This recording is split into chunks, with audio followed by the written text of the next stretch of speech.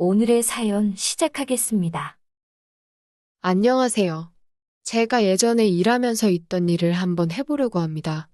여기 재밌는 이야기들 많은데 제 이야기가 얼마나 반응이 좋을지는 모르지만 이 사연 말고도 저는 재밌는 추억담이 많으니 반응이 좋으면 다른 사람과의 이야기들로 2탄, 3탄도 계속 연재를 해볼까 합니다. 일단 이때는 제가 아직 28살밖에 되지 않았던 시기입니다. 집에서 놀고 먹고만 할 수는 없으니 직장을 구해서 다니고 있었습니다. 사대보험도 해주고 말뿐이기는 하지만 복지도 조금 있는 데다가 버는 돈도 적지만 일하는 것도 그렇게 힘들지 않는 평범하게 동네에서 영세하는 회사였습니다. 일이 힘들지는 않으니까 퇴근하고도 몸이 그렇게 피곤하지는 않았어요. 그런데 그때쯤 연애를 하던 여자친구가 있었는데 그 여자친구랑 조금 사이가 틀어지게 되면서 잠깐 정신적으로 힘들었던 적이 있었거든요. 원래는 주말에는 항상 여자친구와 함께 있었는데 한동안 연락을 안 하게 되었어요. 주말에 집에만 있으니 괜히 안 좋은 생각만 자꾸 들고 그럴 바에 차라리 돈이나 더 벌자 싶어서 주말에만 할 수 있는 아르바이트를 구해서 시작하게 되었습니다. 주말에만 반짝하고 마는 거라서 사실 일자리가 구하는 게 쉬운 편은 아니었어요. 그러다 운이 좋게 집 근처에 있는 호프집에 취직하게 되었습니다. 그 당시 시급치고도 굉장히 짠 편이라서 조금 실망했는데 그래도 일을 할 수 있게 된 게 어디인가 싶어서 감지덕지했네요. 아무튼 여기 이후로 다른 곳에서도 아르바이트를 했는데 여기 말고도 다른 아르바이터에서 있었던 사연들이 많습니다. 이건 나중에 반응 봐서 더 보내드리던가 할게요. 아무튼 제가 식당에서 서빙 경력이 있다 보니 호프집에서 일하는 게 그렇게 어렵지는 않았습니다.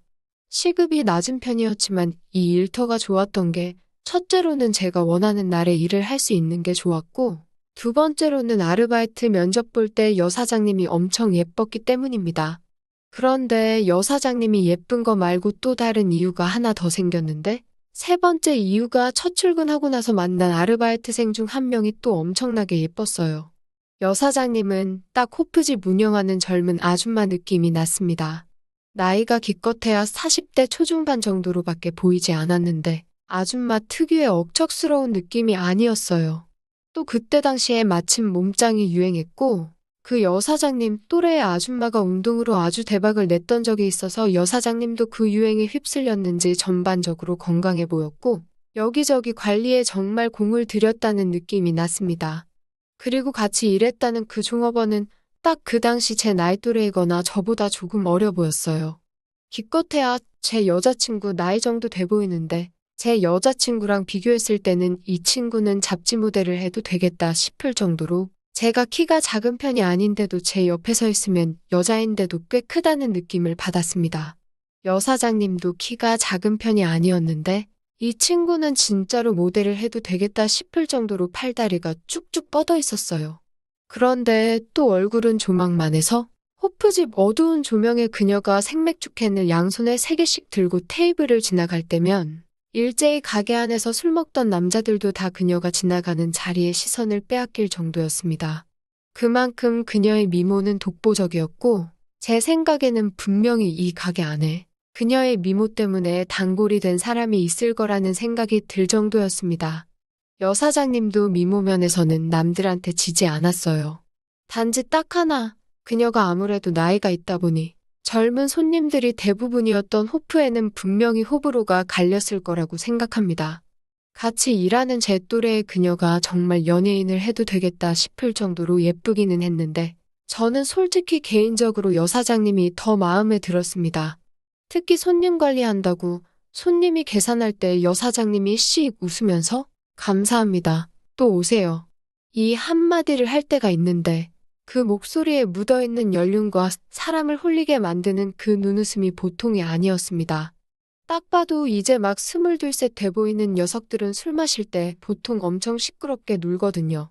젊음이 무기다 보니 아무래도 그때는 무례한 게 멋지다고 생각할 나이잖아요. 그래서 여직원이 서빙할 때는 전화번호를 달래니 어쩌니 하면서 지들끼리 킥킥대고 찝쩍거리는데 막상 계산할 때 돼서 여사장님이 눈웃음 치면서 한쪽 뺨으로 싹 웃으면 아까까지만 해도 이 호프집이 자기 거인 것 마냥 시끄럽게 떠들던 녀석들이 여사장님 눈도 못 마주치고 바닥만 보면서 또 올게요 하고 여사장님 특유의 기로 그 어린 녀석들을 눌러버리는데 그거야말로 연륜에서 나오는 미가 아닌가 생각이 들었어요. 저 또한 그 표정에 매료된 사람 중에 하나로서 특히 누군가 계산하러 나갈 때는 하던 일을 멈추고 여사장님이 응대하는 그 모습을 보려고 고개를 돌리고 그쪽만 바라보고 있었거든요. 어쨌든 몇 주 일하다 보니 주방 이모들하고도 친해지고 일하는 사람들과 전반적으로 친해지게 되었습니다. 저는 월요일에는 나가는 회사가 있기 때문에 토요일 저녁 5시부터 12시까지 일요일도 같은 시간 근무하는 걸로 되어 있었어요. 그래서 일하다 말고 12시가 땡치면 가끔 술이 고픈 날에는 집으로 퇴근 안 하고 술 마시는 손님으로 변하고는 했습니다. 토요일에는 특히 제가 일을 끝내고 나서도 정신없이 바빠서 여유가 없었는데 일요일은 비교적 손님도 토요일에 비해서 엄청 일찍 끊어지는 편입니다. 대학생이던 회사원이던 월요일은 한 주의 시작을 해야 하니까요. 그래서 사실 저도 토요일에 일 끝내고 한잔하고 퇴근하는 걸 선호했는데 가게가 바쁘니 눈치가 보였어요. 여사장님이 그래도 직원이라고 안주도 더 푸짐하게 주시고 해서 술 마시는 건 참 좋았는데 말입니다.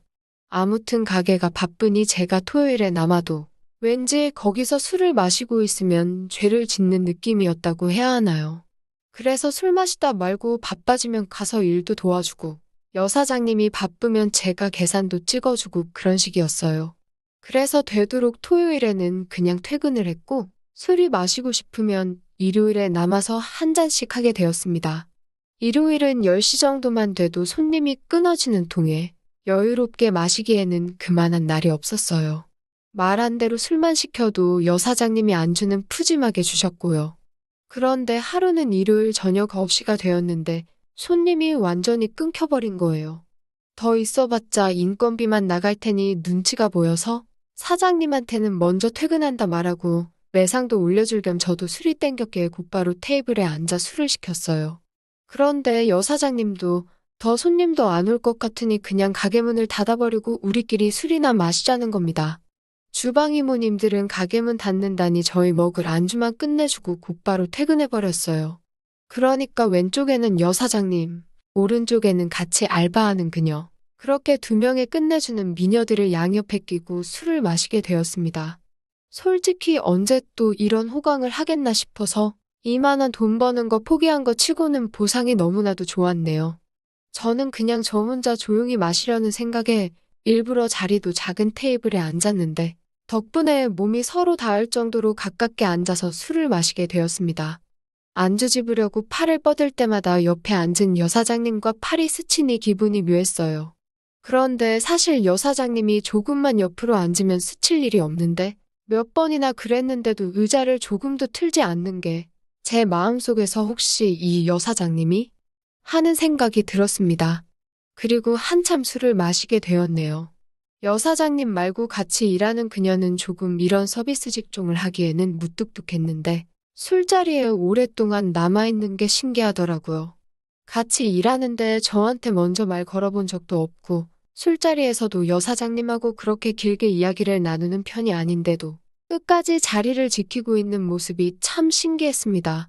술이 조금 들어가고 나니 여사장님이 그냥 일요일에는 가게 문을 닫아버릴까 하는 말을 하시는 겁니다.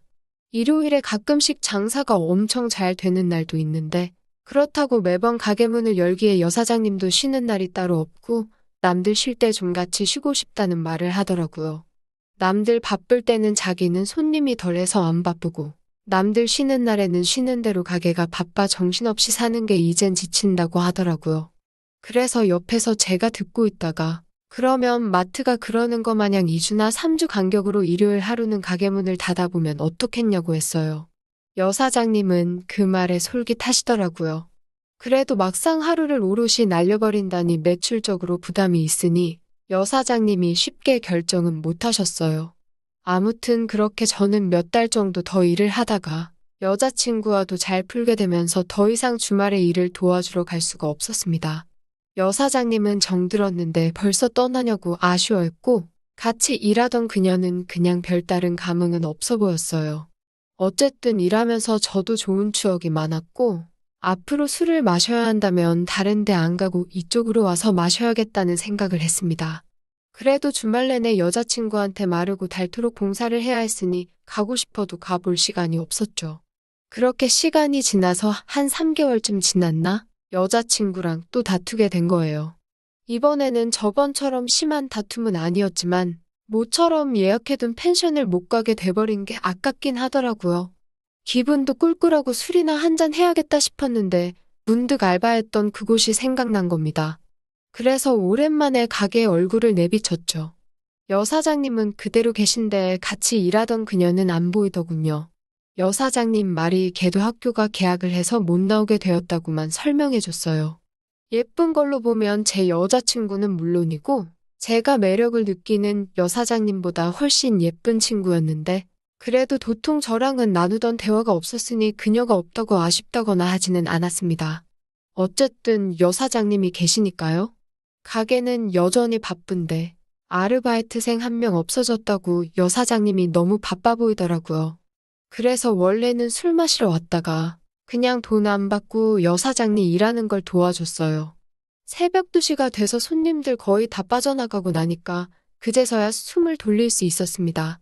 여사장님이 정말 고맙다고 안주 먹고 싶은 거 말하면 가져다 줄 테니 일당 대신 술 먹고 싶은 만큼 먹다가 가라고 했습니다.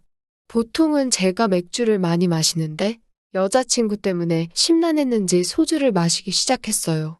여사장님도 평소에 제가 주종이 맥주인 걸 알고 소주를 마시니까 신경이 쓰였는지 무슨 일이 있냐고 물어보더라고요. 그래서 여자친구랑 이래저래 해서 싸웠다. 금방 풀긴 하겠는데 내일 예약해둔 펜션이 아까워서 속이 상하니 술 생각이 났다 뭐 이런 이야기를 했죠. 그런데 여사장님이 펜션이 아까우면 자기랑 같이 가자는 겁니다. 가게 열어야 하지 않냐고 물으니 같이 일하던 그녀가 학교로 돌아가면서 여사장님도 힘에 부쳐서 일요일에는 가끔씩 그냥 닫아버릴 때도 있다고 하시는 거예요. 술을 더 마시려고 하니 여사장님이 이 술은 내일 펜션 가서 마시자고 하는데 또 저번처럼 여사장님과 너무 가깝게 닿아 있어서 마음이 떨려왔습니다. 여사장님이 술은 자기가 준비할 테니 저는 몸만 오면 된다고 하더라고요. 그래서 펜션 주소랑 그런 걸 알려주고 저는 집으로 돌아와서 그냥 천장만 보고 있었습니다. 자꾸 여사장님과 펜션에 갔을 때 뭘 하게 될지가 눈에 선하고 상상으로라도 이미지 트레이닝을 하고 있으니 잠을 잘 수가 없었어요. 그렇게 저도 다음날 점심때 펜션으로 출발을 했습니다. 가는 길 내내도 운전에 집중이 안 되더라고요. 평소에 호감을 가지고 있던 40대 초반 여사장님을 가게 외적인 장소에서 만나는 것도 처음인데 그것도 다른 장소가 아니라 원한다면 영영 둘만 있을 수 있는 장소에서 만나게 되었으니 말이죠. 펜션 앞에 여사장님 차가 주차되어 있는 걸 보니 저보다 먼저 도착하신 듯 했어요. 정말 머릿속에는 여사장님과의 온갖 기대 때문에 가슴이 벅차오르고 떨려서 제정신을 차릴 수가 없더라고요. 펜션이라고 해봐야 주변에 솔직히 아무것도 없는데 둘이서 밖에 구경 다닐 것도 아니고 방 안에서 밥만 먹을 것도 아닌데 뭘 하겠어요? 라고 생각했지만 그건 저의 오산이었습니다. 자신 있게 문을 열고 들어왔는데 여사장님은 혼자가 아니었어요. 같이 일하던 그녀도 같이 펜션 안에 있더군요. 관뒀다는 애를 뭐하러 다시 부르셨나 싶었습니다. 이거 뭐 동창회 하는 것도 아니고 여사장님도 뻔히 제가 무슨 기대를 하고 왔는지 아셨을 텐데 이렇게 초를 칠 수가 있는가 싶었어요. 그런데 그녀가 저한테 인사를 건네는데 처음으로 제 앞에 미소를 보여주는 겁니다. 저보고 오랜만이라고 하면서 말이죠. 예상치도 못한 그녀의 태도에 저도 이게 무슨 일인가 했습니다. 제가 오는 소리를 들었는지 여사장님도 2층에서 내려오더군요.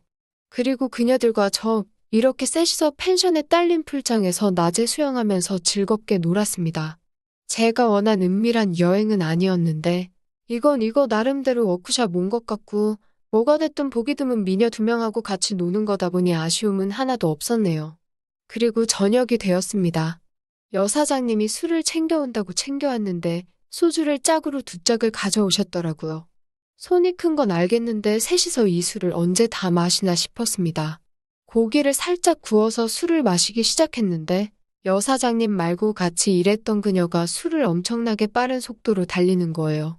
조금 천천히 마시라고 해도 여전히 무뚝뚝해서 아무 말도 안 하고 고기가 채 익기도 전에 소주 한 병을 비워버리더군요. 그리고 얼마 안 있어서 취해가지고는 식탁에 팔 베고 누워서 뻗었습니다. 술도 못하면서 뭘 그렇게 급하게 마시나 싶었는데 이제 여사장님과 저를 방해하는 세력이 사라졌으니 그건 그거 나름대로 잘 된 것 같다는 생각을 하고 있었어요. 그리고 여사장님과 진득하게 술을 한 잔씩 주고받으며 시간을 보내고 있었습니다. 그런데 여사장님이 술 먹고 뻗은 그녀를 가리키면서 참 예쁘지 않냐고 물어보는 거예요. 예쁜 건 저도 인정하는 바이니 그렇다고 대답했습니다. 보편적인 미의 기준도 있고 그녀는 젊음도 가지고 있기 때문에 제가 여사장님한테 빈말로 더 이쁘시다고 해봐야 마이너스 점수밖에 되지 않을 걸 알고 있었으니까요. 그런데 여사장님이 질투를 하기 시작한 건지 저한테 자꾸 그녀에 대한 질문을 하는 겁니다. 지금 만나는 여자친구랑 비교하면 어떠냐? 조금 무뚝뚝하긴 하지만 마음 하나만큼은 착한 애다 등등 그녀에 대한 칭찬도 아끼지 않으면서요. 그때까지 솔직히 여사장님이 나한테 왜 이러나 싶었습니다. 그런데 결국에는 원하는 질문을 딱 꺼내시더군요. 여사장님은 그녀를 어떻게 생각하냐고 물어왔어요. 여자는 질투의 동물이라더니 자기가 데려와 놓고서는 질투를 하고 있는 게 참 어이가 없었습니다. 저는 이게 기회다라고 생각하고 여사장님한테 바로 대답을 했습니다. 그녀를 한 트럭을 가져다 줘도 내 눈에는 여사장님이 제일 아름답다고요. 그러니 여사장님이 엄청나게 당황을 하는 겁니다. 그러고서는 저를 저만치 데리고 가서는 그 말이 진심이냐고 물어보더군요. 내가 거짓말을 할 이유가 뭐가 있겠냐고. 일 처음 시작했을 때부터 여사장님한테 관심이 있었다는 이야기까지 했어요. 술 조금 들어갔다고. 펜션이라 그런지 평소에는 꺼내지도 못했을 멘트들이 술술 나오더라고요. 여사장님은 곤란하다는 표정을 지으면서 마음은 고맙지만 그 말은 그녀 앞에서는 하지 말라고 하면서 저에게 비밀을 말해줬습니다. 저도 엄청 놀랐어요. 그냥 저와 같은 아르바이트생이라고 생각했던 그녀는 알고 보니 여사장님의 딸이었습니다. 여사장님이 워낙 결혼을 일찍 하는 바람에 딸하고 나이 차이가 많이 나지 않았던 거고 그동안 그녀는 그냥 엄마가 하는 가게를 도와주러 온 딸내미였을 뿐이고 저는 그 사실을 몰랐던 거죠. 그도 그럴게 말해주는 사람이 아무도 없으니 그걸 제가 어떻게 알았겠어요. 그리고 더 충격적인 건 그녀가 저를 좋아한다고 하는 말이었어요. 원래도 제가 그만두고 나서 그녀가 상심을 많이 했다고. 방학이 끝나서 일을 쉬는 건 맞지만 제가 있었으면 주말만이라도 계속 나왔을 거라고 하는 겁니다. 자기 딸한테 상처 주지 말라고 하는 말이었어요. 그런데 저는 이미 여사장님한테 마음을 고백해버린 상황인데 그걸 어떻게 말릴 수 있었겠어요. 여사장님도 술기운이 올라서 그런지 자기 딸 눈치를 살피며 저에게 다가왔습니다.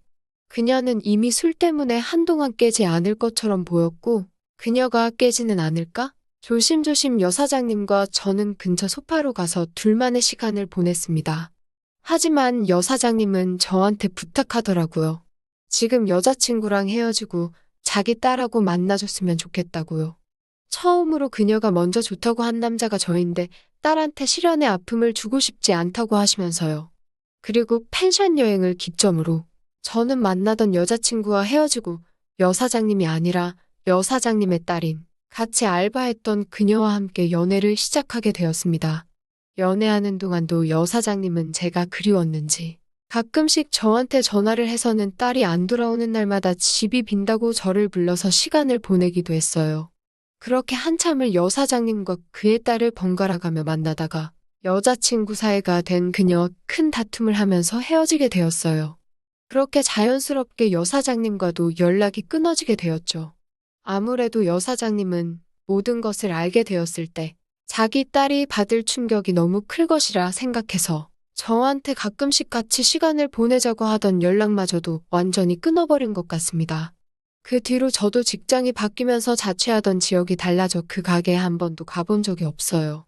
갑자기 사연 쓰면서 궁금해져서 인터넷에 지도로 검색을 해봤는데 그 오프집은 사라지고 없더군요. 가끔씩 그 두 사람이 뭐하고 사는지 궁금합니다. 이번 사연은 이걸로 끝이고요. 반응 좋으면 이 두 사람 이야기 말고도 다른 일이 엄청 많았는데 그중에 엄선하고 엄선해서 가장 재미있는 이야기로 다시 찾아뵙도록 하겠습니다. 끝까지 들어주셔서 감사합니다.